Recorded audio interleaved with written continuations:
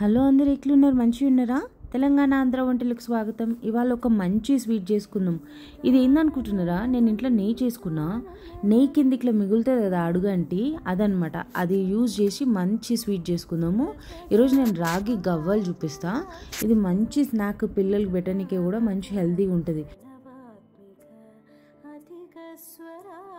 First అయితే 1.5 cup రాగి పిండి తీసుకుందాము.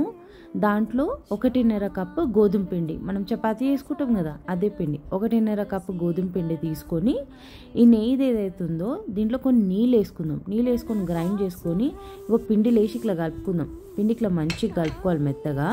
ఇప్పుడు ఒక ఉండ తీసుకొని, ఇదేందో తెలుసా? గవ్వల పీట అంటారు తెలుసా? దీని మీద దీని మీద ఇట్లా ఇట్లా పిండి లెక్క చేస్తే గవ్వ లెక్క వస్తుంది. అట్లా మంచిగా వస్తుంది. చూసినా గవ్వలన్నీ నేను చేసి పెట్టుకున్నాను. ఎంత బాగున్నాయి కదా, చూనికి నిజంగానే గవ్వలు లెక్క ఉన్నాయి. ఇప్పుడు పొయ్యి మీద నూనె పెట్టుకొని ఈ గవ్వల్ని మంచిగా వేయించుకోవాలి.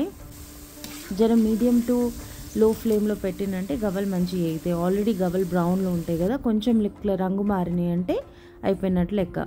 జర మంచిగా ఇట్లా గల్లగలమని చప్పుడు వస్తుంది. ఇప్పుడు ఇంకో కడాయి తీసుకొని దాంట్లో బెల్లం వేసుకోవాలి. 1.5 కప్ మనం రాగి పిండి, 1.5 కప్ గోధుమ పిండి తీసుకున్నాము.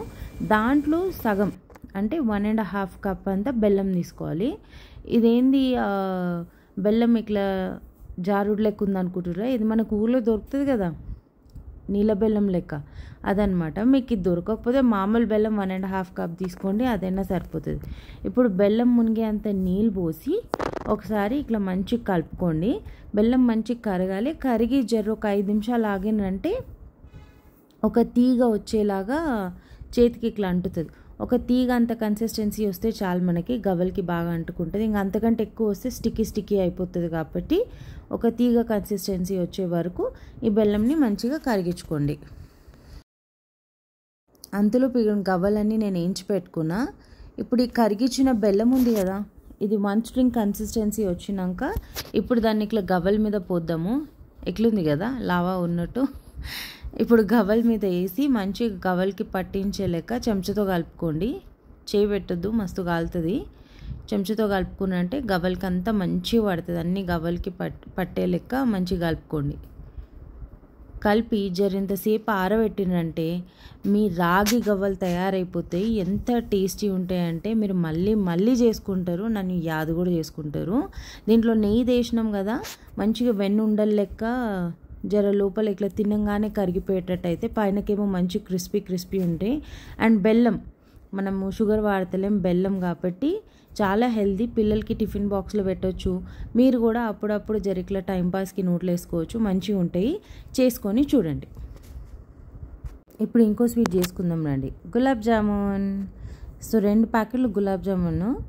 2 ప్యాకెట్లు అంటే ఇదంత 350 గ్రాములు ఉంటుంది. ఒక్కొక్క ప్యాకెట్ 175 గ్రాములు ఉంటుంది కదా. సో 350 గ్రామ్స్ గులాబ్ జామున్ మిక్స్కి 200 గ్రామ్స్ పన్నీర్ యాడ్ చేసుకుందాం. ఇది మనకు ఒక ప్యాకెట్ పన్నీర్ 200 గ్రామ్స్ ఉంటుంది కదా, 200 గ్రామ్స్ పన్నీర్ యాడ్ చేసుకొని 1 కప్పు పాలు 50 ml పాలు తీసుకొని దాన్ని ఇట్లా మంచిగా మెత్తగా పిండిగలాగా తడుపుకుందాం. పన్నీర్ ఎందుకు యాడ్ చేస్తామంటే మనకి బయట కోవా టేస్ట్ వస్తాయి కదా గులాబ్ జామున్, అట్లా వస్తాయి అనమాట. ఇప్పుడు దీనికి ఒక ట్విస్ట్ యాడ్ చేద్దాం. పక్కన కిష్మిష్ పెట్టిన చూసినరా?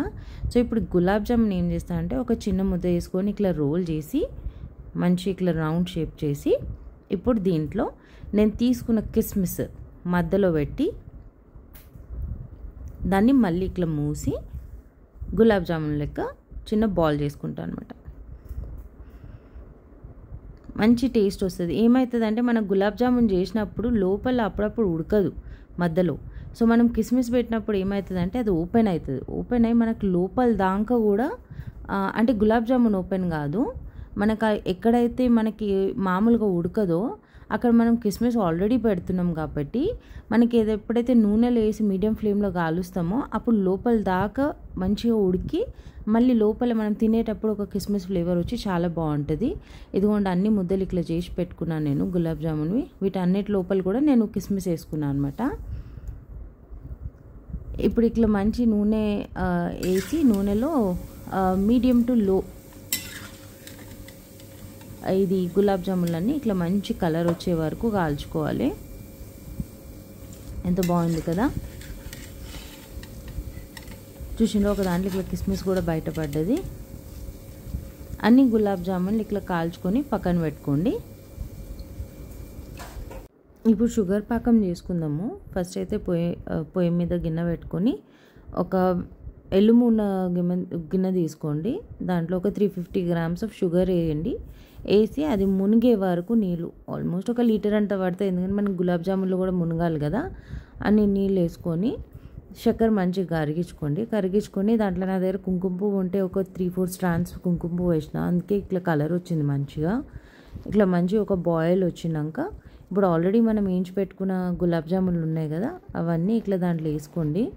కొంచెం జాగ వదలాలి. నేను ఫస్ట్ ఎక్కువ వేసేసిన, ఆ తర్వాత అవి బాగా ఉబ్బుతుంటే జాగలేదా అనిపించి తీసి మళ్ళీ ఇంకో గిన్నెలు వేసి ఇంకొంచెం షుగర్ పాకం చేసి వేసిన అనమాట. అన్నిట్లో గిన్నెలు వేసేసుకున్నాం కదా, వేసుకొని ఒక గంట పక్కన పెట్టుకుంటారంటే మంచిగా ఉబ్బుతాయి. ఉబ్బి మనము లోపల కిస్మిస్ పెట్టినాం కదా, ఆడదాకా మంచి షుగర్ సిరప్ అంతా మంచిగా పీల్చుకుంటుంది. అంతే, మీకు కోవా టేస్ట్లో ఉండే పన్నీర్ గులాబ్ జామున్ తయారైపోయింది. చేసుకొని చూడండి. రాఖీ పున్నమని నేను ఈ 2 స్వీట్స్ చేసిన, మీరు కూడా వేసుకొని ఎట్లుందో చెప్పి తిని నాకు కమెంట్స్ పెట్టండి. చేసుకుంటే ఫోటోలు కూడా పెట్టండి. ఇప్పుడు చూడండి, గులాబ్ జామున్ తీసి చూపిస్తా గంట తర్వాత. ఎంత మంచిగా ఉబ్బినాయి కదా, ఎంత సాఫ్ట్గా జాగలేదు చూసిండ్రా. అందుకే నేను వేరే గిన్నెలు వేసుకొని మళ్ళీ షుగర్ సిరప్ పోసిన అనమాట. అంతే, మన గులాబ్ జామున్ తయారైపోయింది. ఎంత పెద్ద పెద్దగా వచ్చినాయి. అంతే అండి, రాగి గవ్వలు పన్నీర్ గులాబ్ జామున్ తయారైపోయింది. చేసుకొని చూడండి. నచ్చితే లైక్ చేయండి. బాయ్.